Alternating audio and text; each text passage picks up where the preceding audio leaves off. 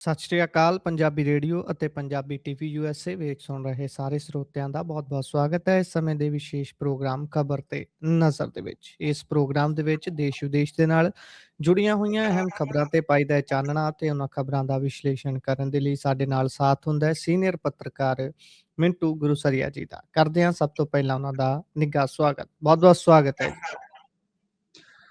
ਸ਼ੁਕਰੀਆ ਸਾਰਿਆਂ ਨੂੰ, ਸਤਿ ਸ੍ਰੀ ਅਕਾਲ ਜੀ।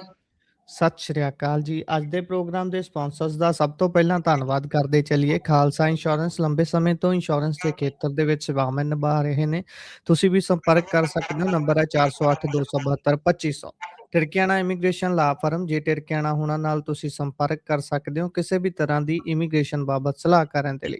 Krishna Dhanota Yuba City, Baljinder Singh Nijjar Woodland, GN lube ਵਾਲੇ ਟਰੱਕ ਵਾਸ਼ ਕਰਦੇ ਨੇ, ਆਇਲ ਚੇਂਜ ਕਰਦੇ ਨੇ, 에ਅਰ ਬ੍ਰੇਕਸ ਦਾ ਕੰਮ ਤਸੱਲੀ ਬਖਸ਼ ਕਰਦੇ ਨੇ। ਤੁਸੀਂ ਇਹਨਾਂ ਦੇ ਕੋਲੋਂ ਨਵੇਂ ਪੁਰਾਣੇ ਟਾਇਰ ਵੀ ਖਰੀਦ ਸਕਦੇ ਹੋ। ਲੋਕੇਸ਼ਨ ਸੈਂਟਾ ਨੀਲਾ ਦੀ ਹੈ। ਨਿੰਮਾ ਸਹੋਤਾ ਹੋਣਾ ਦਾ ਨੰਬਰ ਹੈ 209-277-0113। Jaswinder Singh Nagra Roseville, Avtar Singh Sangha Yuba City, Baldev Singh Kang Yuba City. ਬਹੁਤ ਬਹੁਤ ਧੰਨਵਾਦ ਹੈ ਸਾਰੇ ਸਪਾਂਸਰਸ ਦਾ। ਰੁਕ ਕਰੀਏ ਖਬਰਾਂ ਦਾ ਤਾਂ ਸਭ ਤੋਂ ਪਹਿਲਾਂ ਗੱਲ ਅੱਜ ਵਿਧਾਨ ਸਭਾ ਦੇ ਸੈਸ਼ਨ ਦੇ ਆਖਰੀ ਦਿਨ ਦੀ ਕਰ ਲੈਂਦੇ ਆ। ਕਾਫੀ ਦਿਨ ਸੂਈ ਖਹਿਰਾ ਹੋਣਾ ਤੇ ਅਟਕੀ ਰਹੀ, ਨਿੰਦਾ ਪ੍ਰਸਤਾਵ ਵੀ ਆਉਂਦੇ ਰਹੇ ਤੇ ਅੱਜ ਸੂਈ ਉਧਰੋਂ ਹਟ ਕੇ ਐਲਓਪੀ ਸਾਹਿਬ ਦੇ ਉੱਪਰ ਆ ਗਈ। ਕਹਿੰਦੇ ਇੱਕ ਹੋਰ ਨਿੰਦਾ ਪ੍ਰਸਤਾਵ ਆ ਗਿਆ ਜੀ। ਅੱਛਾ, ਬੜਾ ਇੰਟਰਸਟਿੰਗ ਤੇ ਬੜਾ ਰੌਚਕ ਦ੍ਰਿਸ਼ ਤੁਸੀਂ ਅੱਜ ਦੇਖਿਆ ਹੋਣਾ ਕਿ ਸਿਲੰਡਰ ਨੂੰ ਲੈ ਕੇ ਅੱਜ ਆਮ ਆਦਮੀ ਪਾਰਟੀ ਵਾਲੇ ਚੋਗਾ ਪਾ ਕੇ ਪੂਰਾ ਉਹ ਜਿਵੇਂ ਵਿਰੋਧ ਦੇ ਵਿੱਚ ਨਹੀਂ ਉਹ ਪਾ ਲੈਂਦੇ ਹੁੰਦੇ ਝੱਗਾ ਜਿਹਾ ਇੱਕ ਉੱਤੇ, ਤੇ ਨਰਿੰਦਰ ਮੋਦੀ ਨੇ ਕੀਤਾ ਸਰੈਂਡਰ, ਗਾਇਬ ਹੋਇਆ ਗੈਸ ਸਿਲੰਡਰ ਵਗੈਰਾ। ਸਿਲੰਡਰ ਬਹੁਤ ਰੌਚਕ ਜਿਹੇ ਦ੍ਰਿਸ਼ ਸੀ ਤੇ ਮਤਲਬ ਕਿ ਸਮਝ ਤੋਂ ਬਾਹਰ ਆਉਂਦਾ ਹੈ ਕਿ ਇੱਕ ਵਿਰੋਧ ਤੇ ਜਿਤਾ ਦੇਣਾ, ਪਰ ਇਹ ਨਾ ਦੱਸਣਾ ਕਿ ਨਰਿੰਦਰ ਮੋਦੀ ਨੇ ਸਰੈਂਡਰ ਕਿੱਦਾਂ ਕੀਤਾ। ਮੈਨੂੰ ਲੱਗਦਾ ਜੀ ਕਿ ਉਤੋਂ ਆਈ ਹਦਾਇਤ ਦੇ ਮੁਤਾਬਕ ਉਹ ਲਿਖਵਾ ਲੈਂਦੇ ਨੇ, ਪਾ ਲੈਂਦੇ ਆ। ਬਿਹਤਰ ਹੁੰਦਾ ਕਿ ਅਸੈਂਬਲੀ 'ਚ ਖੜ ਕੇ, ਮੈਂ ਇਹਨਾਂ ਦੀ ਗੱਲ ਦੇ ਨਾਲ ਸਹਿਮਤ ਹਾਂ ਬਿਲਕੁਲ, ਇਸ ਸਾਰੇ ਕ੍ਰਾਈਸਿਸ ਵਾਸਤੇ ਜੇ ਆਪਾਂ ਵੇਖੀਏ ਤੇ ਉਹ ਨਰਿੰਦਰ ਮੋਦੀ ਜ਼ਿੰਮੇਵਾਰ ਨੇ। ਉਹ ਕਿਉਂ ਨੇ ਇਹ ਦੱਸਣ ਜੀ ਦੀ ਜ਼ਰੂਰਤ ਸੀ, ਪਰ ਇਹਨਾਂ ਨੂੰ ਖੁਦ ਨੂੰ ਨਹੀਂ ਪਤਾ ਕਿ ਕਿਵੇਂ ਜ਼ਿੰਮੇਵਾਰ ਨੇ।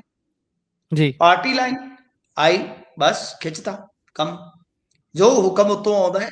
ਸਾਡੇ ਇਹ ਜਿਹੜੇ ਨੁਮਾਇੰਦੇ ਨੇ, ਕਿੰਨਾ ਕੁ ਇਹਨਾਂ ਦਾ ਸਟੱਡੀ ਵਰਕ ਹੈ ਤੁਸੀਂ ਦੇਖ ਸਕਦੇ ਹੋ ਕਿ ਤੁਹਾਨੂੰ ਜੀ ਉੱਥੇ ਦੱਸਣਾ ਚਾਹੀਦਾ ਸੀਗਾ।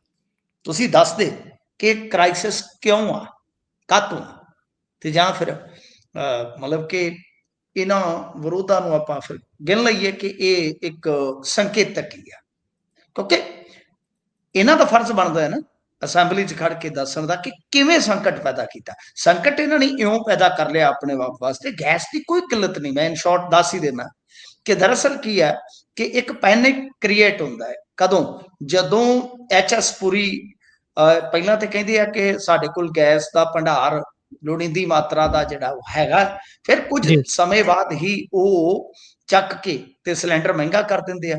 ਅਤੇ ਇਸ ਤੋਂ ਇਲਾਵਾ ਨਾਲ ਦੀ ਨਾਲ ਇੱਕ ਮੈਸੇਜ ਦਿੱਤਾ ਜਾਂਦਾ ਹੈ ਕਿ ਅਸੀਂ ਆਪਣੀ ਜਿਹੜੀ ਗੈਸ ਦੀ ਪ੍ਰੋਡਕਸ਼ਨ ਆ, ਪ੍ਰੋਡਕਸ਼ਨ ਨਹੀਂ ਕਹਿ ਸਕਦੇ, ਉਤਪਾਦਨ ਕਹਿ ਲਓ ਵੀ, ਜਿਹੜਾ ਕੱਢਦੇ ਆ ਗੈਸ ਨਿਕਾਸੀ, ਵੀ ਉਹ ਵਧਾਵਾਂਗੇ।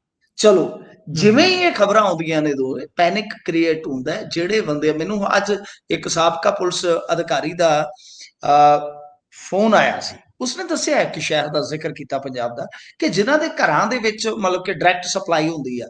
ਕਮਾਲ ਦੀ ਗੱਲ ਹੈ ਕਿ ਉਹਨਾਂ ਨੇ ਵੀ 2-2 3-3 ਜਿਹੜੇ ਸਿਲੰਡਰ ਸੀ ਉਹ ਭਰਵਾ ਕੇ ਰੱਖ ਲਏ। ਤੁਸੀਂ ਹਿਸਾਬ ਲਾ ਲਓ। ਜੀ ਕਾਰਨ ਫਿਰ ਉਹੀ ਮੈਂ ਜਿਵੇਂ ਤੁਹਾਨੂੰ ਦੱਸਿਆ ਕਿ ਜਦੋਂ ਤੁਸੀਂ ਇਸ ਤਰ੍ਹਾਂ ਦੀਆਂ ਗੱਲਾਂ ਕਰਦੇ ਹੋ ਤਾਂ ਪੈਨਿਕ ਕ੍ਰੀਏਟ ਹੁੰਦਾ ਹੈ ਕਿ ਜੰਗ ਕਰਕੇ ਯਾਰ ਪਤਾ ਨਹੀਂ ਹੁਣ ਕੀ ਬਣੇਗਾ ਕੀ ਨਹੀਂ ਬਣੇਗਾ। ਤਾਂ ਇਹ ਚੀਜ਼ ਜ਼ਰੂਰ ਇਹਨਾਂ ਨੂੰ ਐਕਸਪਲੇਨ ਕਰਨੀ ਚਾਹੀਦੀ ਸੀਗੀ। ਖੈਰ ਆਪਾਂ ਅੱਗੇ ਵਧਦੇ ਹਾਂ। ਤਾਂ ਅੱਜ ਜਿਵੇਂ ਇਹਨਾਂ ਨੇ ਕੀਤਾ ਤੇ ਇਸ ਤੋਂ ਬਾਅਦ ਅੱਜ ਸ਼ਾਇਦ ਕਾਂਸ਼ੀ ਰਾਮ ਜੀ ਨੂੰ ਭਾਰਤ ਰਤਨ ਦਾ ਪ੍ਰਸਤਾਵ ਪੇਸ਼ ਕੀਤਾ ਗਿਆ। ਉੱਥੇ ਖੀਰ ਦੇ ਵਿੱਚ ਅੱਜ ਕਹਿ ਲਓ ਕਿ ਅਣਕਿਆਸਿਆ ਜਿਹਾ ਮੂਵ ਸੀਗਾ ਇਹ, ਕਿ ਪ੍ਰਤਾਪ ਸਿੰਘ ਬਾਜਵਾ ਦੇ ਬੈਂਡ ਬਾਜੇ ਵਾਲੇ ਬਿਆਨ ਦੇ ਖਿਲਾਫ ਨਿੰਦਾ ਪ੍ਰਸਤਾਵ ਜਿਹੜਾ ਉਹ ਪੇਸ਼ ਕਰ ਦਿੱਤਾ ਗਿਆ। ਜਿਹੜੇ ਮਨਜੀਤ ਸਿੰਘ ਬਿਲਾਸਪੁਰ ਨੇ, ਸ਼ਾਇਦ ਉਹਨਾਂ ਨੇ ਇਹ ਪ੍ਰਸਤਾਵ ਜਿਹੜਾ ਸੀਗਾ ਉਹ ਪੇਸ਼ ਕੀਤਾ ਸੀਗਾ। ਇਹਦਾ ਕਾਂਗਰਸੀ ਵਿਧਾਇਕਾਂ ਨੇ ਵਿਰੋਧ ਕੀਤਾ ਤੇ ਇਸ ਦਰਮਿਆਨ ਡਿਪਟੀ ਸਪੀਕਰ ਦੇ ਖਿਲਾਫ ਕਾਫੀ ਨਾਅਰੇਬਾਜ਼ੀ ਵੀ ਹੋਈ ਤੇ ਵਾਕਆਊਟ ਕਰ ਗਿਆ ਉਹ। ਅੱਛਾ, ਗੱਲ ਇਹ ਆ ਕਿ ਜੇ ਆਪਾਂ ਇੱਕ ਚੀਜ਼ ਨੂੰ ਵੇਖੀਏ ਕਿ ਪ੍ਰਤਾਪ ਸਿੰਘ ਬਾਜਵਾ ਵਾਲੇ ਮਾਮਲੇ 'ਚ ਇਹਨਾਂ ਨੇ ਕਾਫ਼ੀ ਜ਼ਿਆਦਾ ਪਹਿਲਾਂ ਹੀ ਹਾ-ਹੱਲਾ ਕਰ ਲਿਆ ਸੀ। ਸਮਝ ਨਹੀਂ ਆਉਂਦੀ ਕਿ ਇਹ ਸਾਰਾ ਕੁਛ ਇਹਨਾਂ ਕਿਉਂ ਵਧਾਇਆ ਜਾ ਰਿਹਾ, ਮੈਨੂੰ ਤਾਂ ਸਮਝ ਨਹੀਂ ਆਉਂਦੀ। ਦੂਜੀ ਗੱਲ ਇਹ ਆ ਕਿ ਸੁਖਪਾਲ ਖਹਿਰਾ ਵਾਲਾ ਐਪੀਸੋਡ ਅੱਜ ਬੜਾ ਮਤਲਬ ਕਿ ਉਡੀਕਿਆ ਜਾ ਰਿਹਾ ਸੀਗਾ ਕਿ ਕੀ ਉਹਦੇ ਵਿੱਚ ਕੋਈ ਮੋੜ ਆਵੇਗਾ।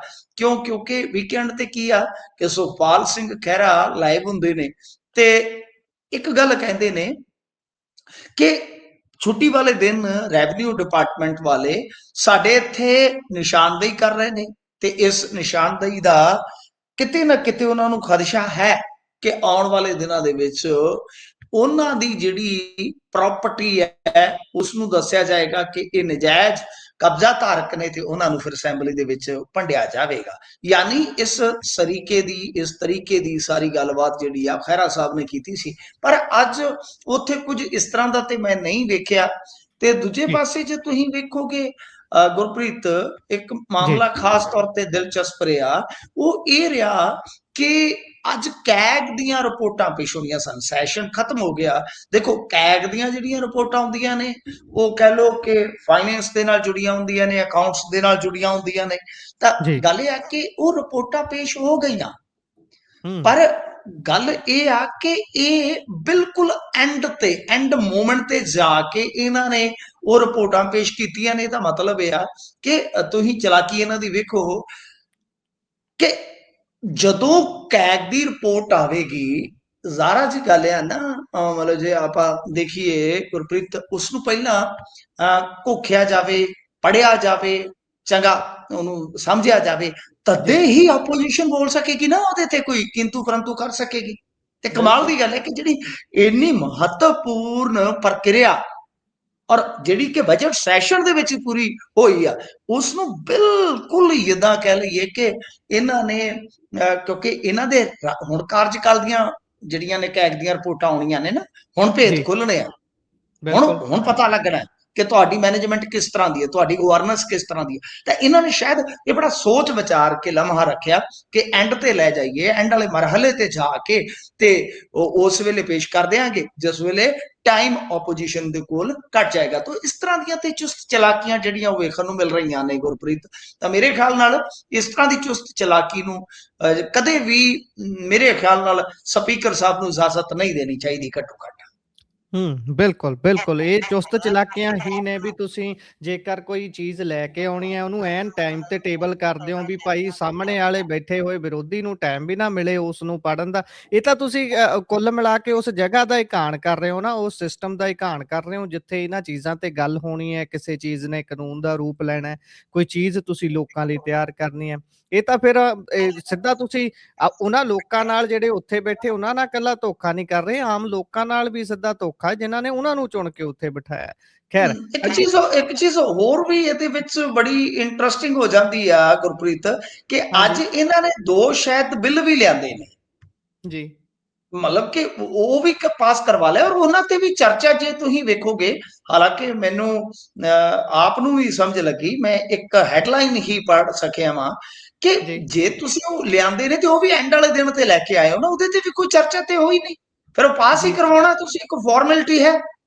ਮੇਰੇ ਬਿਲਕੁਲ। ਖਿਆਲ ਦੇ ਨਾਲ ਸਾਨੂੰ ਇੱਧਰ ਵੀ ਸੋਚਣਾ ਵਿਚਾਰਨਾ ਪਵੇਗਾ, ਔਰ ਖਾਸ ਤੌਰ ਤੇ ਮੀਡੀਆ ਵਾਲਿਆਂ ਨੂੰ ਇਹਨਾਂ ਦੇ ਜਿਹੜੇ ਸ਼ੁਗਲ ਨੇ ਜਾਂ ਇਹਨਾਂ ਦੇ ਜਿਹੜੇ ਭੇੜ ਨੇ, ਉਹਨਾਂ ਤੋਂ ਹਟ ਕੇ ਇਹਨਾਂ ਚੀਜ਼ਾਂ ਤੇ ਧਿਆਨ ਕੇਂਦਰਿਤ ਕਰਨ ਦੀ ਜ਼ਰੂਰਤ ਹੈ ਗੁਰਪ੍ਰੀਤ, ਕਿ ਤਾਂ ਕਿ ਅਸੀਂ ਲੋਕ ਵੱਧ ਤੋਂ ਵੱਧ ਜਨਤਾ ਨੂੰ ਅਵੇਅਰ ਰੱਖ ਸਕੀਏ ਕਿ ਇਸ ਮਾਮਲੇ ਦੇ ਵਿੱਚ ਜਾਂ ਇਸ ਸੈਸ਼ਨ ਦੇ ਵਿੱਚ ਕਿ ਇਹਨਾਂ ਨੇ ਕੀ ਪਾਸ ਕਰਵਾਇਆ ਤੇ ਉਹਦਾ ਇੰਪੈਕਟ ਕੀ ਆ ਲੋਕਾਂ ਦਾ।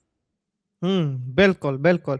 ਅੱਗੇ ਮੈਂ ਉਹ ਵੱਧਦੇ ਹਾਂ। ਚਾਹਾਂਗਾ ਜੀ, ਕਿ ਅਸੀਂ ਉਹਨੂੰ ਕੱਲ ਨੂੰ ਜ਼ਰੂਰ ਪੜ੍ਹੀਏ, ਸਮਝੀਏ ਹੂੰ, ਤੇ ਫਿਰ ਅਸੀਂ ਦੱਸੀਏ ਆਡੀਅנס ਨੂੰ ਕਿ ਇਹਨਾਂ ਨੇ ਪਾਸ ਕੀ ਕਰਵਾਇਆ। ਉਹ ਬਹੁਤ ਜ਼ਰੂਰੀ ਹੈ। ਜੀ, ਬਿਲਕੁਲ। ਅੱਗੇ ਵਧੀਏ ਤਾਂ ਉਧਰ ਸ਼ਾਹ ਦੇ ਦੌਰੇ ਤੋਂ ਬਾਅਦ ਹੁਣ ਮਾਨ ਹੋਣਾ ਨੇ ਵੀ ਹਮਲਾ ਕੀਤਾ ਹੈ। ਵੈਸੇ ਅਮਿਤ ਸ਼ਾਹ ਹੋਣੀ ਚੰਗੇ ਹਮਲੇ ਕਰਕੇ ਗਏ ਵੀ ਭਾਈ ਇਹਨਾਂ ਨੇ ਤਾਂ ਪੰਜਾਬ ਸਰਕਾਰ ਨੂੰ ਏਟੀਐਮ ਬਣਾਇਆ ਹੋਇਆ ਹੈ ਤੇ ਕੇਜਰੀਵਾਲ ਸਾਹਿਬ ਨਜ਼ਾਰੇ ਲੈ ਰਹੇ ਨੇ ਕੰਡਕਟਰ ਵਾਲੀਆਂ ਗੱਲਾਂ। ਤੇ ਅੱਜ ਫਿਰ ਮਾਨ ਸਾਹਿਬ ਨੇ ਮੌਕਾ ਕਿੱਥੇ ਛੱਡਣਾ ਹੁੰਦਾ, ਵੈਸੇ ਇਹ ਤਾਂ ਮੌਕਾ ਦਿੰਦੇ ਨਹੀਂ ਕਿਸੇ ਨੂੰ ਤੇ ਹੁਣ ਕੇਂਦਰ ਤੋਂ ਆਏ ਹੋਇਆਂ ਨੂੰ ਕੌਣ ਮੋੜਦਾ, ਕੌਣ ਨਾ ਕਰ ਸਕਦਾ ਤੇ ਉਹਨਾਂ ਨੇ ਚੁਟਕੀ ਲੈ ਲਈ, ਹੁਣ ਇੱਧਰੋਂ ਹੋ ਗਏ ਨੇ ਦੁਆਲੇ। ਦੇਖੋ, ਗੱਲ ਇਹ ਆ ਕਿ ਜੇ ਤੁਸੀਂ ਭਾਜਪਾ ਦੀ ਰੈਲੀ ਦੀ ਗੱਲ ਕਰਨੀ ਹੋਵੇ ਕੋਈ, ਤਾਂ ਉਹ ਤੁਸੀਂ ਬਾਅਦ ਦੇ ਵਿੱਚ ਕਰ ਲੈਣੀ, ਕੋਈ ਵੀ ਸਵਾਲ ਉਹਦੇ ਮੁਤਲਕ ਹੋਵੇ, ਕਿਉਂਕਿ ਵੈਸੇ ਮੈਂ ਤੁਹਾਨੂੰ ਅਲਾਇੰਸ ਦਾ ਕਿਹਾ ਸੀ ਕਈ ਹਫ਼ਤੇ ਪਹਿਲਾਂ ਕਿ ਅਲਾਇੰਸ ਦਾ ਐਲਾਨ ਘੱਟੋ ਘੱਟ ਨਹੀਂ ਦੀਦਾ ਕਿ ਬਈ ਇਹ ਹੋ ਜਾਏਗਾ, ਤਾਂ ਉਹ ਬਿਲਕੁਲ। ਐਗਜ਼ੈਕਟਲੀ ਉਦਾਂ ਹੀ ਹੋਇਆ। ਤੇ ਜੇ ਤੁਹਾਡਾ ਕੋਈ ਇਹਦੇ ਮੁਤਲਕ ਸਵਾਲ ਹੋਇਆ ਉਹ ਬਾਅਦ ਚ ਕਰ ਲੈਣਾ। ਪਰ ਜੋ ਮਾਨ ਸਾਹਿਬ ਨੇ ਕਿਹਾ, ਮਾਨ ਸਾਹਿਬ ਨੇ ਇੱਕੋ ਗੱਲ ਨਿਬੇੜ ਦਿੱਤੀ ਕਿ ਇਹ ਕਹਿੰਦੇ ਆ ਸਾਡੀ ਸਰਕਾਰ ਲਿਆਓ, ਸਾਡੀ ਸਰਕਾਰ ਲਿਆਓ।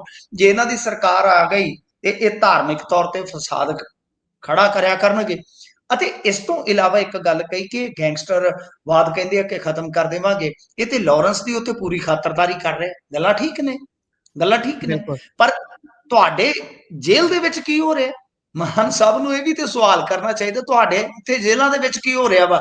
ਜਿੰਨੇ ਵੱਡੇ ਨੈਟਵਰਕ ਚੱਲਣ ਡਏ ਨੇ, ਚਾਹੇ ਉਹ ਡਰੱਗ ਦੇ ਹੋਣ ਤੇ ਚਾਹੇ ਉਹ ਗੈਂਗਸਟਰਾਂ ਦੇ ਹੋਣ, ਉਹ ਤੁਹਾਡੀਆਂ ਜੇਲ੍ਹਾਂ 'ਚ ਵੀ ਚੱਲ ਰਿਹਾ। ਮਤਲਬ ਬਿਲਕੁਲ। ਕਿ ਫਿਰ ਉਹੀ ਗੱਲ ਹੈ ਕਿ ਲਹੂ ਤੇ ਦਾਗ ਤੁਸੀਂ ਲਹੂ ਨਾਲ ਧੋਣ ਦਾ ਯਤਨ ਕਰਦੇ ਹੋ। ਇਹ ਸਿਰਫ ਸਿਆਸੀ ਬਿਆਨਬਾਜ਼ੀਆਂ। ਤੇ ਇਸ ਤੋਂ ਇਲਾਵਾ ਜੇ ਤੁਸੀਂ ਵੇਖੋਗੇ ਤਾਂ ਕਾਂਗਰਸ ਨੇ ਵੀ ਹੱਲਾ ਬੋਲਿਆ, ਪਰ ਅਕਾਲੀ ਦਲ ਤੇ ਭਾਜਪਾ ਇਹ ਦੋਵੇਂ ਆਪਸ ਦੇ ਵਿੱਚ ਬੜਾ ਮੁਲਾਇਮ ਮੁਲਾਇਮ ਜਿਹਾ ਖੇਡਣ ਡਏ ਆ। ਕੀ ਹੁਣ ਇਸ ਗੱਲ ਦਾ ਆਪਾਂ ਜ਼ਿਕਰ ਕਰ ਸਕਦੇ ਹਾਂ ਇੱਥੇ ਕਿ ਭਾਈ ਸੰਭਾਵੀ ਜਿੱਦਾਂ ਲੱਗਦਾ ਇੱਕ ਸਿਨਾਰੀਓ ਕਿ ਜੇਕਰ ਮੰਨ ਲਓ ਵਨ ਨੇਸ਼ਨ ਵਨ ਇਲੈਕਸ਼ਨ ਤੱਕ ਗੱਲ ਨਹੀਂ ਉਪੜਦੀ ਦਿਸਦੀ ਇਹਨਾਂ ਨੂੰ, ਤਾਂ ਹੋ ਸਕਦਾ ਹੈ ਕਿ ਇਸ ਗੱਠ ਜੋੜ ਦੀ ਗੋਂਦ ਦੁਬਾਰਾ ਤੋਂ ਗੁੰਦਣ ਦਾ ਯਤਨ ਕੀਤਾ ਜਾਵੇ। ਅਸੀਂ ਇੱਥੇ ਇਹ ਗੱਲ ਜਿਹੜੀ ਆ ਉਹ ਮੇਰੇ ਖਿਆਲ ਦੇ ਨਾਲ ਜ਼ਿਕਰ ਕਰ ਸਕਦੇ ਹਾਂ ਸੰਭਾਵਨਾ ਦਾ। ਹੁਣ ਆ ਗਈ ਗੱਲ ਕਿ ਮਾਨ ਸਾਹਿਬ ਨੇ ਅੱਜ ਪ੍ਰੈਸ ਕਾਨਫਰੰਸ ਕੀਤੀ ਗੁਰਪ੍ਰੀਤ, ਔਰ ਉਹਦੇ 'ਚ ਇੱਕ ਚੀਜ਼ ਬੜੀ ਮੈਨੂੰ ਕਹਿ ਲਓ ਕਿ ਥੋੜੀ ਰੜਕੀ ਥੋੜੀ। ਅੱਜ ਤੁਹਾਨੂੰ ਯਾਦ ਹੋਣਾ ਹੈ ਕਿ ਇੱਕ ਅੰਗਰੇਜ਼ੀ ਅਖਬਾਰ ਦੇ ਵਿੱਚ ਸਟੋਰੀ ਲੱਗ ਗਈ ਕਿ ਜਿਹੜੇ ਇਹਨਾਂ ਦੇ ਵਿਧਾਇਕ ਆ, ਉਹਨਾਂ ਵਿਧਾਇਕਾਂ ਦੇ ਵਿੱਚੋਂ 32 ਵਿਧਾਇਕਾਂ ਦੇ ਬੱਚੇ ਜਿਹੜੇ ਇਸ ਵੇਲੇ ਸਕੂਲਿੰਗ 'ਚ ਨੇ, ਯਾਨੀ ਜੀ। ਸਕੂਲੀ ਸਿੱਖਿਆ ਪ੍ਰਾਪਤ ਕਰ ਰਹੇ ਨੇ, ਤੇ ਉਹਨਾਂ ਦੇ ਵਿੱਚੋਂ ਇੱਕ ਨੂੰ ਹੀ ਛੱਡ ਕੇ ਬਾਕੀ ਸਾਰਿਆਂ ਦੇ ਜਵਾਕ ਜਿਹੜੇ ਆ ਉਹ ਨਾਨ ਗਵਰਨਮੈਂਟਲ ਸਕੂਲਾਂ ਦੇ ਵਿੱਚ ਪੜ ਰਹੇ, ਯਾਨੀ ਗੈਰ ਸਰਕਾਰੀ ਸਕੂਲਾਂ 'ਚ। ਅੱਛਾ, ਇਸ ਬਾਬਤ ਇੱਕ ਲੇਡੀ ਪੱਤਰਕਾਰ, ਔਰ ਇਸ ਪੱਤਰਕਾਰ ਦੇ ਨਾਲ ਦੱਸਦੇ ਇੱਕ ਖਾਸ ਬੰਦੇ ਨੇ ਜਿਹੜਾ ਆਪਣੇ ਆਪ ਨੂੰ ਬੜਾ ਗੁਰਸਿੱਖ ਅਖਵਾਉਂਦਾ ਹੈ ਤੇ ਬੜਾ ਸਿਆਣਾ ਅੱਜ ਕੱਲ ਬਣਦਾ ਹੈ, ਤੇ ਉਹ ਤੁਹਾਨੂੰ ਪਤਾ ਹੀ ਆ ਕਿ ਇੱਕ ਕੈਬਨਿਟ ਦਾ ਰੈਂਕ ਰੱਖਦਾ ਹੈ। ਇਹ ਗੱਲ ਜਿਹੜੀ ਆ ਉਹ ਜੈ ਸਿੰਘ ਸ਼ਿੱਬਰ ਹੋਰੀ ਜਿਹੜੇ ਸੀਨੀਅਰ ਜਰਨਲਿਸਟ ਨੇ, ਉਹਨਾਂ ਨੇ ਲਿਖੀ ਵੀ ਆ ਉਸ ਦੇ ਵਿੱਚ ਕਿ ਇਸੇ ਹੀ ਪੱਤਰਕਾਰ ਬੀਬੀ ਨੂੰ ਦੱਸਦੇ ਆ ਕਿ ਉਹਨੇ ਵੀ ਗਲਤ ਟਿੱਪਣੀ ਦੇ ਨਾਲ ਕਿਤੇ ਨਾ ਕਿਤੇ ਕਹਿ ਲਓ ਕਿ ਸ਼ਰਮਸਾਰ ਕੀਤਾ ਹੈ। ਅਤੇ ਇਸ ਤੋਂ ਇਲਾਵਾ ਅੱਜ ਉਹੀ ਬੀਬੀ ਜਦੋਂ ਸਵਾਲ ਕਰ ਰਹੀ ਸੀਗੀ ਐਸੇ ਮੁੱਦੇ ਨੂੰ ਲੈ ਕੇ, ਤਾਂ ਇਹਨਾਂ ਨੇ ਫਿਰ ਕਿਹਾ ਕਿ ਕੀ ਇਹ ਇਨਵੈਸਟੀਗੇਟਿਵ ਜਰਨਲਿਜ਼ਮ ਹੈ? ਮਤਲਬ ਕਿ ਉਲਟਾ ਪੱਤਰਕਾਰ ਨੂੰ ਜਰਨਲਿਜ਼ਮ ਦਾ ਪਾਠ ਪੜਾਉਂਦੇ ਆ। ਤੁਸੀਂ ਸਿੱਖਿਆ ਕ੍ਰਾਂਤੀ, ਤੁਸੀਂ ਇੱਥੋਂ ਤੱਕ ਗੱਲਾਂ ਕਹੀਆਂ ਕਿ ਇਹ ਅੰਗਰੇਜ਼ੀ ਸਕੂਲਾਂ ਦੇ ਪੜ੍ਹੇ ਜੀ, ਫਲਾਣੇ ਟਮਕਾਣੇ ਆ, ਤਾਂ ਤੁਹਾਨੂੰ ਤਾਂ ਸਵਾਲ ਫਿਰ ਇਹਦਾ ਜਵਾਬ ਦੇਣਾ ਚਾਹੀਦਾ। ਗੱਲਾਂ ਗੋਲ-ਮੋਲ ਕਿਉਂ ਕਰਦੇ ਹੋ ਕਿ ਨਹੀਂ ਜੀ ਅਸੀਂ ਕਦੋਂ ਕਿਹਾ ਸੀਗਾ ਕਿ ਨਿੱਜੀ ਸਕੂਲ ਬੰਦ ਕਰਵਾ ਦੇਾਂਗੇ, ਫਲਾਣ ਟਮਕਾ? ਤੁਹਾਨੂੰ ਇਹਦੇ ਤੇ ਇੱਕ ਸਪਸ਼ਟ ਜਵਾਬ ਦੇਣਾ ਚਾਹੀਦਾ ਸੀ ਕਿ ਜੇ ਸਰਕਾਰੀ ਸਕੂਲਾਂ ਦਾ ਮਿਆਰ ਇੰਨਾ ਉੱਚਾ ਹੋ ਗਿਆ ਤਾਂ ਫਿਰ ਤੁਹਾਡੇ ਜਿਹੜੇ ਇਹਨਾਂ ਦੇ ਬੱਚੇ ਆ ਉਹ ਬਾਹਰ ਕਿਉਂ ਪੜ ਰਹੇ ਨੇ? ਹੁਣ ਦੂਜੀ ਗੱਲ, ਇੱਕ ਪੱਤਰਕਾਰ ਹੋਰ ਜਿਹੜਾ ਕਿ ਸੀਐਮ ਸਾਹਿਬ ਦਾ ਨਜ਼ਦੀਕੀ ਵੀ ਹੈ, ਤੇ ਮੈਨੂੰ ਪਤਾ ਹੈ ਕਈ ਵਾਰ ਇਹਨਾਂ ਦੀ ਫੋਨ ਤੇ ਗੱਲਬਾਤ ਵੀ ਹੁੰਦੀ ਰਹਿੰਦੀ ਆ, ਉਹ ਪਿਛਲੇ ਦਿਨਾਂ ਦੇ ਵਿੱਚ ਇੱਕ ਅਦਾਰਾ ਛੱਡ ਕੇ ਜਾ ਚੁੱਕੇ ਆ। ਉਹਨਾਂ ਨੇ ਵੀ ਇੱਕ ਸਵਾਲ ਕੀਤਾ, ਭਖਦਾ ਜਿਹਾ ਸਵਾਲ ਸੀ, ਬੜਾ ਮਤਲਬ ਕਿ ਸਵਾਲ ਪਚੀਦਾ ਸੀ ਕਿ ਵਿਰੋਧੀ ਕਹਿ ਰਹੇ ਆ ਕਿ ਤੁਸੀਂ ਕੱਖ ਨਹੀਂ ਕੀਤਾ, 4 ਸਾਲ ਤੁਸੀਂ ਸੀਐਮਸ਼ਿਪ ਇੰਜੋਏ ਕੀਤੀ ਆ। ਇਹਦੇ ਤੇ ਫਿਰ ਇਹਨਾਂ ਦਾ ਪਾਰਾ ਚੜ ਗਿਆ ਕਿ ਮੈਂ ਤੇ ਇੰਨੇ ਹਜ਼ਾਰ ਫਾਈਲ ਸਾਈਨ ਕਰ ਦਿੱਤੀ ਹੈ, 6 ਵਜੇ ਤੋਂ ਲੱਗ ਜਾਣਾ, ਮੈਂ ਤੇ ਜੇ ਵਿਹਲਾ ਰਹਿ ਲਵਾਂ ਤੇ ਮੈਨੂੰ ਇਸ ਤਰ੍ਹਾਂ ਲੱਗਦਾ ਮੈਂ ਧਰਤੀ ਤੇ ਬੋਝ ਹੋਵਾਂ। ਤੇ ਜਿਹੜੇ ਪਿਛਲੇ ਸੀ ਤੁਸੀਂ ਉਹ ਤੂੰ ਤੜਾਕਦੇ ਕਿ ਤੂੰ ਕਦੇ ਉਹਨਾਂ ਨੂੰ ਸਵਾਲ ਕੀਤਾ, ਯਾਨੀ ਭੜਕ ਜਾਂਦੇ ਆ ਜੀ। ਜਿੱਦਾਂ ਗੱਲ ਇਹ ਹੈ ਕਿ ਜਿਵੇਂ ਹੀ ਇਹਨਾਂ ਦਾ ਸਾਹਮਣਾ ਸਵਾਲਾਂ ਨਾਲ ਹੁੰਦਾ, ਨਾ ਤਾਂ ਸਪਸ਼ਟ ਉੱਤਰ ਦੇ ਪਾਉਂਦੇ ਆ ਔਰ ਨਾ ਹੀ ਜਿਹੜਾ ਲਹਿਜ਼ਾ ਹੈ ਉਹ ਡਰਾਮੇ ਵਾਲਾ, ਲਿਆਕਤ ਵਾਲਾ ਰੱਖਦੇ ਆ ਸੀਐਮ ਸਾਹਿਬ। ਇਹ ਅੱਜ ਇਸ ਪ੍ਰੈਸ ਕਾਨਫਰੰਸ ਦੇ ਵਿੱਚ ਕਹਿ ਲਓ ਕਿ ਇੱਕ ਨੋਟੇਬਲ ਗੱਲ ਸੀ। ਬਿਲਕੁਲ। ਇਸ ਤੋਂ ਅੱਗੇ ਵਧਦੇ ਆ, ਉਧਰ ਧੂਰੀ 'ਚ ਕੱਲ ਰੈਲੀ ਹੈ ਜੀ ਆਪ ਦੀ। ਹਾਂਜੀ, ਧੂਰੀ ਦੇ ਵਿੱਚੋਂ ਹੀ ਤੁਹਾਨੂੰ ਯਾਦ ਹੋਣਾ ਹੈ ਕਿ ਇਹਨਾਂ ਨੇ ਪਿਛਲੀ ਕੰਪੇਨ ਦਾ ਆਗਾਜ਼ ਕੀਤਾ ਸੀਗਾ। ਤਾਂ ਇੱਥੋਂ ਹੀ ਸਮਝਿਆ ਜਾਂਦਾ। ਵੈਸੇ ਮੇਰਾ ਮੰਨਣਾ ਹੈ ਕਿ ਆਗਾਜ਼ ਹੋ ਚੁੱਕਿਆ, ਹਰ ਪਾਰਟੀ ਦਾ ਆਗਾਜ਼ ਹੋ ਗਿਆ ਹੈ। ਇਹ ਆਗਾਜ਼ ਸ਼ਬਦ ਹੁਣ ਜੇ ਆਪਾਂ ਇਸਤੇਮਾਲ ਕਰਦੇ ਹਾਂ ਤਾਂ ਮੇਰੇ ਖਿਆਲ ਦੇ ਨਾਲੋਂ ਠੀਕ ਨਹੀਂ ਹੈ। ਕਿਉਂ? ਕਿਉਂਕਿ ਜੀ ਮਾਘੀ ਤੋਂ ਹੀ ਇਹ ਸਿਲਸਿਲਾ ਸ਼ੁਰੂ ਹੋ ਚੁੱਕਾ ਵਾ। ਹੁਣ ਤੇ ਭਾਜਪਾ ਵੀ ਮੈਦਾਨ 'ਚ ਆ ਗਈ, ਅਕਾਲੀ ਪਹਿਲੀਆਂ ਰੈਲੀਆਂ ਕਰੀ ਆਉਂਦੇ ਆ ਪਹਿਲਾਂ ਹੀ, ਤੇ ਕਾਂਗਰਸ ਨੇ ਵੀ ਇੱਕ ਵੱਡੀ ਰੈਲੀ ਕਰ ਦਿੱਤੀ ਹੈ। ਸੋ ਇਸ ਕਰਕੇ ਮੈਂ ਨਹੀਂ ਸਮਝਦਾ ਕਿ ਇਹ ਆਗਾਜ਼ ਹੈ, ਪਰ ਮੀਡੀਆ ਵਾਲੇ ਕਹਿ ਰਹੇ ਨੇ ਕਿ ਇਹ ਆਗਾਜ਼ ਹੋਏਗਾ ਜੀ ਇਹਨਾਂ ਦੀ ਕੰਪੇਨ ਦਾ। ਫਿਲਹਾਲ ਦੇਖੋ, ਧੂਰੀ ਦੇ ਵਿੱਚ ਜਿਹੜਾ ਪੰਡਾਲ ਲੱਗ ਰਿਹਾ ਹੈ, ਉਸ ਪੰਡਾਲ ਨੂੰ ਵੇਖ ਕੇ ਤੇ ਇਦਾਂ ਲੱਗਦਾ ਹੈ ਕਿ ਪੂਰੀ ਤਾਕਤ ਝੋਕੀ ਜਾ ਰਹੀ ਹੈ। ਜਿਹੜੇ ਇਹਨਾਂ ਦੇ OSD ਆ ਸੁਖਬੀਰ ਸਿੰਘ ਜੀ, ਉਹ ਇਸ ਰੈਲੀ ਨੂੰ ਸਫਲ ਬਣਾਉਣ ਵਾਸਤੇ ਕਹਿ ਲਓ ਵਿਅਕਤੀਗਤ ਤੌਰ ਤੇ ਬਹੁਤ ਹੀ ਜ਼ਿਆਦਾ ਐਕਟਿਵ ਹੋਏ ਪਏ ਨੇ। ਹੁਣ ਇਸ ਰੈਲੀ ਦਾ ਮਕਸਦ ਜਿਹੜਾ ਹੈ ਉਹ ਸਾਫ਼ ਆ ਕਿ ਇਹ ਦਰਸਾਉਣਾ ਹੈ ਕਿ ਅਸੀਂ ਆ ਕੀਤਾ ਹੈ, ਕਿਉਂਕਿ 4 ਸਾਲ ਦਾ ਹੁਣ ਰਿਪੋਰਟ ਕਾਰਡ ਤੇ ਇਹਨਾਂ ਨੇ ਦੇਣਾ ਹੀ ਆ ਕਿ ਅਸੀਂ ਆ ਕਰ ਦਿੱਤਾ, ਉਹ ਕਰ ਦਿੱਤਾ। ਪਰ ਇੱਕ ਚੀਜ਼ ਵੇਖਣ ਵਾਲੀ ਹੋਏਗੀ ਕਿ ਨਾਰੀ ਅਪਮਾਨ ਤੇ ਅੱਜ ਕੱਲ ਤੁਹਾਨੂੰ ਪਤਾ ਬੜਾ ਮੁੱਦਾ ਪੱਕਿਆ ਹੋਇਆ, ਕਿ ਉਸ ਬੰਦੇ ਨੂੰ ਵੀ ਰੈਲੀ ਚੋਂ ਆਪਾਂ ਦੇਖਾਂਗੇ ਜਿਸ ਬੰਦੇ ਹੂੰ ਨੇ ਕਿਹਾ ਸੀ, ਉਹ ਬੁੜਾ ਜਿਹਾ ਜਿਹੜਾ ਸੀਗਾ, ਮਾਫ ਕਰਨਾ ਮੈਂ ਸ਼ਬਦ ਇਸਤੇਮਾਲ ਕਰ ਰਿਹਾ, ਪਰ ਇਹੋ ਜਿਹੇ ਬੰਦਿਆਂ ਵਾਸਤੇ ਇਹੋ ਜਿਹਾ ਸ਼ਬਦ ਇਸਤੇਮਾਲ ਕੀਤਾ ਜਾਣਾ ਚਾਹੀਦਾ, ਜਿਹੜਾ ਕਹਿੰਦਾ ਸੀ ਜਿੱਧਰ ਨੂੰ ਗੋਲਡੀ ਦੀ ਤੀਵੀਂ ਜਾਂਦੀ ਸੀ ਅਸੀਂ ਉਹਦੇ ਮਗਰ ਜਾਂਦੇ ਹੁੰਦੇ ਸੀ। ਪਰ ਬਿਲਕੁਲ ਉਦੋਂ ਉਸ ਸਨਮਾਨ ਵੀ ਕੀਤਾ ਸੀ। ਬਿਲਕੁਲ ਬੁਲਟ ਮੋਟਰਸਾਈਕਲ ਦਿੱਤਾ ਸੀਗਾ ਉਸ ਹੂੰ ਵਿਅਕਤੀ ਨੂੰ। ਤੇ ਇਹ ਦੇਖਣਾ ਹੋਏਗਾ ਕਿ ਕੀ ਉਹ ਵੀ, ਕਿਉਂਕਿ ਉਹਦਾ ਪਿੰਡ ਹੈ ਪਲਾਸੌਰ, ਹੂੰ ਇਸੇ ਹੀ ਉਸ ਸਮੇਂ ਹਾਂਜੀ ਧੀਆਂ ਭੈਣਾਂ ਦੀ ਸੋਹਣੀ ਇੱਜ਼ਤ ਕਰਦੇ ਸੀ। ਹਾਂ ਉਹ ਤੇ ਮੈਂ ਯਾਰ, ਤੁਸੀਂ ਗੁਰਪ੍ਰੀਤ ਜੀ ਇੱਕ ਗੱਲ ਨੂੰ ਇਸ ਸਾਰੇ ਐਪੀਸੋਡ ਚੋਂ ਮਿਸ ਪਾਓਗੇ ਕਿ ਜੀ ਚੀਮਾ ਸਾਹਿਬ ਨੇ ਇੱਕ ਵਾਰੀ ਭੱਦੀ ਟਿੱਪਣੀ ਕਰ ਦਿੱਤੀ ਸੀ ਆ ਥੋੜਾ ਸਮਾਂ ਪਹਿਲਾਂ, ਤੁਹਾਨੂੰ ਯਾਦ ਹੋਣਾ। ਜੀ ਤੋਂ ਮਤਲਬ ਇਹਨਾਂ ਦੇ ਤਾਂ ਕਿਸੇ ਨੇ ਇਸ ਤਰ੍ਹਾਂ ਦਾ ਜੀ ਆਸ਼ਕੀ ਦਾ ਕਿੱਸਾ। ਹੁਣ ਇਸੇ ਕਰਕੇ ਸੁਖਪਾਲ ਖਹਿਰਾ ਅੱਜ ਦਾ ਟ੍ਰਿਬਿਊਨ ਵਾਲੀ ਜਿਹੜੀ ਐਡੀਟਰ ਬੀਬੀ ਆ ਉਹਦੇ ਤੇ ਉਬਲੇ ਪਏ ਸਨ ਕਿ ਭਾਈ ਬਿਲਕੁਲ ਮੇਰਾ ਤੇ ਪੋਸਟਮਾਰਟਮ ਤੁਸੀਂ ਕਰ ਦਿੱਤਾ ਕਥਨ ਦਾ, ਜਿਹੜਾ ਕਿ ਮੇਰਾ ਆਪਦਾ ਹੈ ਵੀ ਨਹੀਂ, ਤੇ ਜੀ ਤੁਸੀਂ ਉਧਰ ਕਿਉਂ ਨੇ? ਮਤਲਬ ਕਿ ਉਹਨਾਂ ਹੂੰ ਨੇ ਜਿਹੜਾ ਲੇਖ ਲਿਖਿਆ ਉਹਦਾ ਤਵਾਜ਼ਨ ਗੜਬੜਾ ਗਿਆ ਨਾ, ਕਿ ਮਾਨ ਜੀ ਸਾਹਿਬ ਦੀ ਜਿਹੜੀ ਉਹ ਰੰਗੀਨ ਕਿੱਸੇਬਾਜ਼ੀ ਸੀ ਉਹਨੂੰ ਛੱਡ ਕੇ ਸੁਖਪਾਲ ਖਹਿਰਾ ਨੂੰ ਉਹਨਾਂ ਨੇ ਕਾਫੀ ਕ੍ਰਿਟੀਸਾਈਜ਼ ਕੀਤਾ।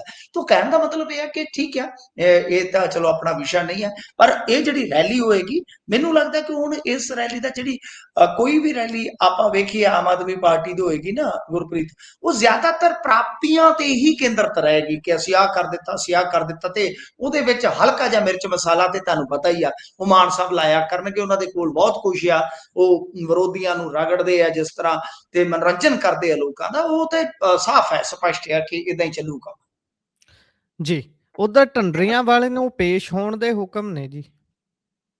ਦੇਖੋ, ਢੱਡਰੀਆਂ ਵਾਲਿਆਂ ਦਾ ਜਿਹੜਾ ਇਹ ਮਾਮਲਾ ਹੈ, ਮੈਨੂੰ ਕੋਈ ਇਹਦੇ ਬਾਰੇ ਬਹੁਤਾ ਪਤਾ ਨਹੀਂ ਸੀ। ਅੱਜ ਹੀ ਯਕਦਮ ਇਹ ਖਬਰ ਫਲੈਸ਼ ਹੁੰਦੀ ਹੈ, ਧਿਆਨ ਖਿੱਚਦੀ ਹੈ ਕਿ ਰਣਜੀਤ ਸਿੰਘ ਢੱਡਰੀਆਂ ਵਾਲੇ ਜਿਹੜੇ ਆ ਉਹ ਇੱਕ ਕੇਸ ਦੇ ਵਿੱਚ ਉਲਝਦੇ ਨਜ਼ਰ ਆ ਰਹੇ ਨੇ। ਅੱਛਾ, ਇਦਾਂ ਦੀਆਂ ਗੱਲਾਂ ਜਿਹੜੀਆਂ ਨੇ ਉਹ ਪਹਿਲਾਂ ਵੀ ਆਪਾਂ ਵੇਖਿਆ ਕਿ ਕਾਨੂੰਨੀ ਤੌਰ ਤੇ ਪਚੜਾ ਜਿਹੜਾ ਇਹਨਾਂ ਦਾ ਇੱਕ ਵਾਰੀ ਪਿਆ ਸੀਗਾ। ਹੁਣ ਮਾਮਲਾ ਇਹ ਥੋੜਾ ਜਿਹਾ ਮੈਂ ਜਦੋਂ ਮੀਡੀਆ 'ਚ ਪੜ੍ਹ ਕੇ ਸਮਝਣ ਦਾ ਯਤਨ ਕੀਤਾ, ਤਾਂ ਫਤਿਹਗੜ੍ਹ ਸਾਹਿਬ ਦੀ ਇੱਕ ਅਦਾਲਤ ਨੇ ਡੈਫਾਮੇਸ਼ਨ ਦੇ ਕੇਸ ਦੇ ਵਿੱਚ ਇਹਨਾਂ ਦੇ ਖਿਲਾਫ ਸਮਨ ਜਾਰੀ ਕਰਨ ਦਾ ਹੁਕਮ ਦਿੱਤਾ ਹੈ। ਤਾਂ ਇਹਦੇ ਵਿੱਚ ਕੀ ਹੋਏਗਾ ਕਿ ਵੱਡਾ ਕੋਈ ਰੌਲਾ ਨਹੀਂ ਹੁੰਦਾ। ਦਰਅਸਲ ਕੀ ਹੈ ਕਿ ਜੇ ਡੈਫਾਮੇਸ਼ਨ ਦਾ ਕੋਈ ਨੋਟਿਸ ਜਾਰੀ ਹੁੰਦਾ ਤਾਂ ਤੁਹਾਨੂੰ ਜ਼ਮਾਨਤ ਲੈਣੀ ਪੈਂਦੀ ਹੈ। ਤੇ ਦੱਸਦੇ ਆ ਕਿ ਇਹ ਵਿਵਾਦ ਜਿਹੜਾ 2019 ਦਾ ਹੈ, ਜਦੋਂ ਢੱਡਰੀਆਂ ਵਾਲਿਆਂ ਨੇ SGPC ਮੈਂਬਰ ਜਿਹੜੇ ਆ ਗੁਰਪ੍ਰੀਤ ਸਿੰਘ ਰੰਧਾਵਾ, ਉਹਨਾਂ ਦੇ ਪਰਿਵਾਰ ਦੀ ਧਾਰਮਿਕ ਵਿਚਾਰਧਾਰਾ ਦੀ ਆਲੋਚਨਾ ਕੀਤੀ ਸੀ। ਇਸ ਦੇ ਜਵਾਬ ਦੇ ਵਿੱਚ ਗੁਰਪ੍ਰੀਤ ਸਿੰਘ ਨੇ ਫਤਿਹਗੜ੍ਹ ਸਾਹਿਬ ਦੀ ਅਦਾਲਤ ਦੇ ਵਿੱਚ ਇਹ ਜਿਹੜਾ ਕ੍ਰਿਮੀਨਲ ਡੈਫਾਮੇਸ਼ਨ ਦਾ ਕੇਸ ਆ ਉਹ ਫਾਈਲ ਕੀਤਾ ਹੈ। ਤੇ ਦੱਸਦੇ ਆ ਕਿ ਇਹ ਜਿਹੜਾ ਮਾਮਲਾ ਹੈ 19 ਦਾ ਹੈ, ਤੇ ਇਹਦੇ ਵਿੱਚ ਜਿਵੇਂ ਹਰੀ ਸਿੰਘ ਰੰਧਾਵਾ ਤੇ ਉਹਨਾਂ ਬਾਰੇ ਇਹਨਾਂ ਨੇ ਕੁਝ ਸ਼ਬਦ ਇਸ ਤਰ੍ਹਾਂ ਦੇ ਇਸਤੇਮਾਲ ਕੀਤੇ ਸਨ, ਜਿਨ੍ਹਾਂ ਨੂੰ ਮਤਲਬ ਆਪਾਂ ਜੋੜ ਦਈਏ ਕਿ ਗੁਰੂਆਂ ਦੇ ਸੰਦੇਸ਼ ਨੂੰ ਜਾਦੂ ਟੂਣਾ, ਜਾਂ ਇਹਨਾਂ ਨੇ ਕੁਝ ਇਸ ਤਰ੍ਹਾਂ ਦੀਆਂ ਗੱਲਾਂ ਕਰਕੇ ਇਹਨਾਂ ਦੇ ਪਰਿਵਾਰ ਤੇ ਨਿਸ਼ਾਨਾ ਸਾਧਿਆ। ਤੇ ਇਹਨਾਂ ਨੇ ਫਿਰ ਇਹ ਮਹਿਸੂਸ ਕੀਤਾ ਕਿ ਇਹ ਸਾਡੇ ਮਾਣ ਦੀ ਹਾਨੀ ਆ, ਤਾਂ ਇਹਨਾਂ ਨੇ ਇਹ ਜਿਹੜੀ ਕਹਿ ਲਓ ਕਿ ਪਟੀਸ਼ਨ ਫਾਈਲ ਕੀਤੀ। ਤੇ ਫਿਰ ਇਹ ਜਿਹੜੀ ਪਟੀਸ਼ਨ ਸੀਗੀ ਇਹ ਪਹਿਲਾਂ ਥਲੜੀ ਅਦਾਲਤ ਦੇ ਵਿੱਚ ਚਲੀ। ਹਾਲਾਂਕਿ ਕੇਸ ਦੀ ਪੈਰਵਾਈ ਤੋਂ ਨਾਖੁਸ਼ ਹੋ ਕੇ ਐਡਵੋਕੇਟ ਦੱਸ ਰਹੇ ਸਨ ਧਾਰਨੀ ਸਾਹਿਬ ਕਿ ਉਹਨਾਂ ਦੇ ਮੁਵੱਕਲ ਨੇ ਸਾਲ 21 ਦੇ ਵਿੱਚ ਇਸ ਮਾਮਲੇ ਨੂੰ ਲੈ ਕੇ ਫਤਿਹਗੜ੍ਹ ਸਾਹਿਬ ਦੇ ਸੈਸ਼ਨ ਕੋਰਟ ਦਾ ਸਹਾਰਾ ਲਿਆ, ਰਿਵੀਜ਼ਨ ਪਟੀਸ਼ਨ ਫਾਈਲ ਕੀਤੀ ਤੇ ਉਸ ਤੋਂ ਬਾਅਦ ਹੁਣ ਇਹ ਮਹੱਤਵਪੂਰਨ ਜਿਹੜਾ ਹੈ ਉਹ ਫੈਸਲਾ ਲਿਆ ਗਿਆ। ਦੇਖੋ ਗੁਰਪ੍ਰੀਤ, ਆਪਾਂ ਨੂੰ ਮੋਟੀ ਹੁਣ ਸਮਝ ਤੇ ਪੈ ਗਿਆ ਨਾ ਮਾਮਲਾ ਕੀ ਹੈ, ਡੈਫਾਮੇਸ਼ਨ ਦਾ। ਇਹਨਾਂ ਨੇ ਜ਼ਾਹਰਾ ਜੀ ਗੱਲ ਹੈ ਕਿ ਕਿਸੇ ਆਪਦੇ ਪ੍ਰਵਚਨ ਦੇ ਵਿੱਚ ਇਸ ਪਰਿਵਾਰ ਤੇ, ਰੰਧਾਵਾ ਫੈਮਿਲੀ ਤੇ ਯਾਨੀ ਨਿਸ਼ਾਨਾ ਕੱਸਿਆ, ਕੁਝ ਵਿਚਾਰਧਾਰਾ ਨੂੰ ਲੈ ਕੇ ਜਾਂ ਜੋ ਵੀ ਹੈ, ਜਿੱਦਾਂ ਆਪਾਂ ਥੋੜਾ ਜਿਹਾ ਸਮਝਿਆ ਕਿ ਜਾਦੂ ਟੋਣੇ ਵਾਲੀਆਂ ਚੀਜ਼ਾਂ ਜਿਹੜੀਆਂ ਕਿ ਗੁਰੂ ਆਸ਼ੇ ਅਨੁਸਾਰ, ਗੁਰੂ ਦੇ ਸੰਦੇਸ਼ ਅਨੁਸਾਰ ਇਹ ਫੈਮਿਲੀ ਨਹੀਂ ਚੱਲਦੀ। ਅੱਛਾ, ਉਹਨਾਂ ਨੇ ਕੇਸ ਫਾਈਲ ਕਰ ਦਿੱਤਾ। ਪਰ ਮੈਂ ਜੇ ਮੋਟੀ ਇਸ ਚੀਜ਼ ਨੂੰ ਸਮਝਾ ਤਾਂ ਗੁਰਪ੍ਰੀਤ, ਇਹ ਉਹ ਵੇਲਾ ਸੀਗਾ ਜਿਸ ਵੇਲੇ ਢੱਡਰੀਆਂ ਵਾਲੇ ਜਿਹੜੇ ਸੀ ਉਹ ਅੱਡ ਜਿਹਾ ਚੱਲ ਰਹੇ ਸਨ ਤੇ ਤੁਹਾਨੂੰ ਪਤਾ ਹੀ ਹੈ ਕਿ ਉਹਨਾਂ ਦੀ ਚਾਹੇ ਦਮਦਮੀ ਟਕਸਾਲ ਤੇ ਚਾਹੇ ਐਸਜੀਪੀਸੀ ਕਿਸੇ ਨਾਲ ਉਸ ਵੇਲੇ ਬਣ ਨਹੀਂ ਸੀ ਆ ਰਹੀ। ਪਰ ਬਾਅਦ ਦੇ ਵਿੱਚ ਹੁਣ ਚੀਜ਼ ਬਦਲ ਗਈ ਆ, ਇਹਨਾਂ ਤੇ ਲੱਗੀ ਪਾਬੰਦੀ ਹਟ ਚੁੱਕੀ ਆ। ਇਹ ਗੜਗੱਜ ਸਾਹਿਬ ਦੇ ਨਾਲ ਜਾ ਕੇ ਮਿਲ ਕੇ ਆਏ ਨੇ, ਸਾਰਾ ਮਸਲਾ ਤਕਰੀਬਨ ਹੱਲ ਹੋ ਗਿਆ ਸੀ ਜਿੰਨਾ ਕੁ ਮੈਨੂੰ ਯਾਦ ਆ। ਜੇ ਕੋਈ ਗੱਲ ਇੱਧਰ ਉੱਧਰ ਹੋਵੇ, ਧਾਰਮਿਕ ਮਸਲਾ ਹੈ, ਮਾਫ ਕਰ ਦੇਣਾ ਜੇ ਮੈਂ ਭੁੱਲਦਾ ਹਾਂ, ਪਰ ਤੁਸੀਂ ਉਹਦੇ ਵਿੱਚ ਕੋਈ ਐਡ ਆਨ ਕਰਨੀ ਚਾਹੋ ਗੱਲ ਤੇ ਕਰ ਦੇਣਾ। ਅੱਛਾ, ਮੈਨੂੰ ਲੱਗਦਾ ਹੈ ਕਿ ਹੁਣ ਇਹ ਮਾਮਲਾ ਜਿਹੜਾ ਉਹ ਫਿਰ ਧਾਰਮਿਕ ਖੇਤਰ 'ਚ ਹੀ ਨਿਬੜ ਜਾਣਾ ਚਾਹੀਦਾ। ਇਸ ਤਰ੍ਹਾਂ ਪ੍ਰਚਾਰਕ ਜਾਂ ਐਸਜੀਪੀਸੀ ਮੈਂਬਰ ਜੇ ਉਹ ਕੋਰਟ ਕਚਹਿਰੀਆਂ 'ਚ ਏਦਾਂ ਕੇਸ ਲੜਨਗੇ ਤਾਂ ਇਹ ਪਿਰਤ ਕੋਈ ਸਹੀ ਨਹੀਂ ਹੈ ਸਿੱਖ ਕੌਮ ਵਾਸਤੇ। ਮੇਰਾ ਕਹਿਣ ਦਾ ਮਤਲਬ ਇਹ ਆ।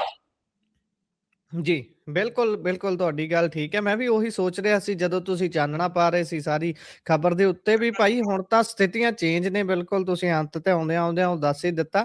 ਖੈਰ ਅੱਗੇ ਵਧੀਏ। ਹਾਈ ਕੋਰਟ ਦੇ ਹੁਕਮ ਨੇ ਸਰਕਾਰ ਦੀ ਨੀਂਦ ਉਡਾ ਦਿੱਤੀ ਹੈ। ਕਿਹੜੇ ਇਹ ਜਿਹੇ ਹੁਕਮ ਆ ਗਏ ਨੇ ਜੀ? ਦੇਖੋ, ਹੁਕਮ ਆ ਗਿਆ ਹੈ ਡੀਏ ਤੇ। ਤਾਂ ਇਹ ਹੁਕਮ ਜਦੋਂ ਆਏ ਆ ਜਿਹੜੇ ਪਿਛਲੇ ਦਿਨੀ, ਤਾਂ ਤੁਸੀਂ ਹਿਸਾਬ ਲਾ ਲਓ ਕਿ ਕੋਰਟ ਨੇ ਇੱਕ, ਅੱਛਾ ਇਹਦੇ ਵਿੱਚ ਨਾ ਜਸਟਿਸ ਹਰਪ੍ਰੀਤ ਸਿੰਘ ਬਰਾੜ ਆ।